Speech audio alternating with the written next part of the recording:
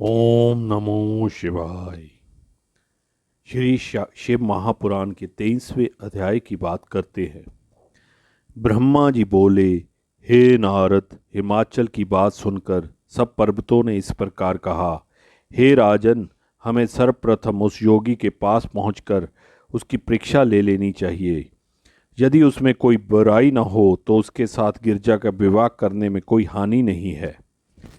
यह सुनकर हिमाचल अपने साथ कई लोगों को लेकर शिव जी के पास जा पहुंचे और हाथ जोड़कर प्रणाम करने के उपरांत चुपचाप खड़े हो गए। उस समय शिव जी ने यह लीला की कि शुक्र तथा शनिचर, जो शिष्यों की भांति उनके साथ थे, पास आ पहुंचे और रुदन करने लगे।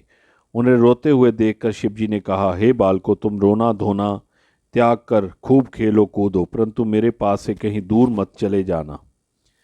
मैं अकेला निर्धन मनुष्य हूँ, तुम भी मुझे बड़ी कठिनाई से प्राप्त हुए हो। देखो, तुम बैल की भी देखभाल करते रहना, क्योंकि नशे में चूर होने के कारण इस समय मैं उसकी देखभाल नहीं कर सकता हूँ। हे नारद, इस प्रकार नशेबाजों की भांति शिवजी ने हिमाचल आदि के सामने उन बालकों से बहुत सी बातें कही, परंतु वे बालक बराबर रोते रहे।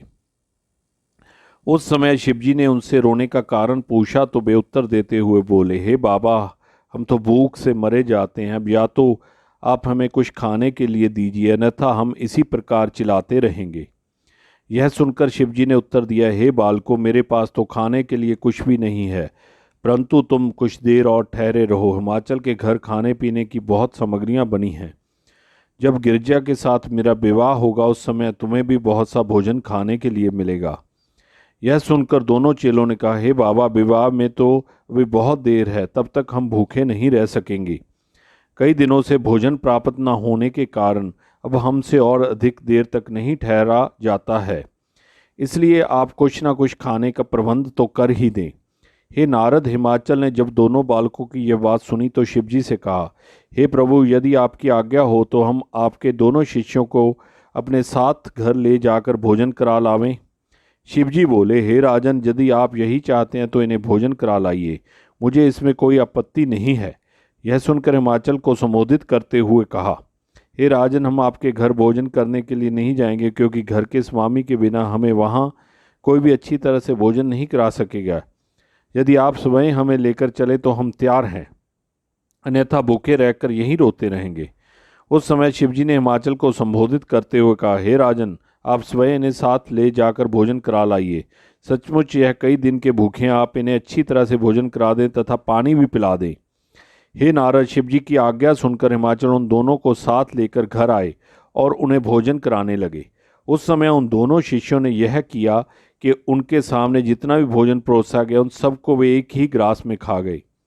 तदुपरांत उन्होंने हिमाचल को संबोधित करते हुए कहा, हे राजन, अभी तो हमने केवल एक ही ग्रास भोजन खाया है, इससे हमारी भूख बिल्कुल नहीं बुझी। अब तुम हमें शीघ्र ही और कुछ खिलाओ।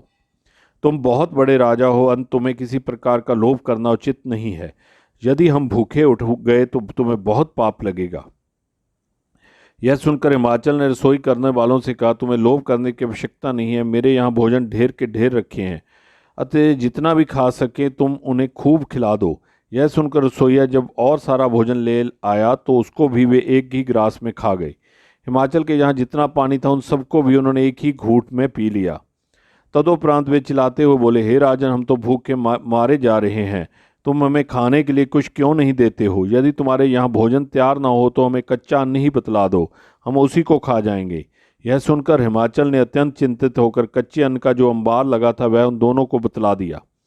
उस पर्वत के समान अन्न के ढेर को भी एक ही ग्रास में वो खा गई। जब राजा के घर कुछ भी शेष न रहा तब वे भूख भूख चिल्लाते और रोते हुए वहां से लौट पड़े तथा अपने गुरु के समीप जा पहुंचे। शिवजी ने जब उन्हें देखा तो पहले तो बहुत हंसे, तदोपरांत अपने झोले से निकालकर उन्हें एक जड़ी ऐसी दी जिसे खाते उनकी भूख शांत हो गई। धन्य है। ओम नमो शिवाय। शिवजी महाराज।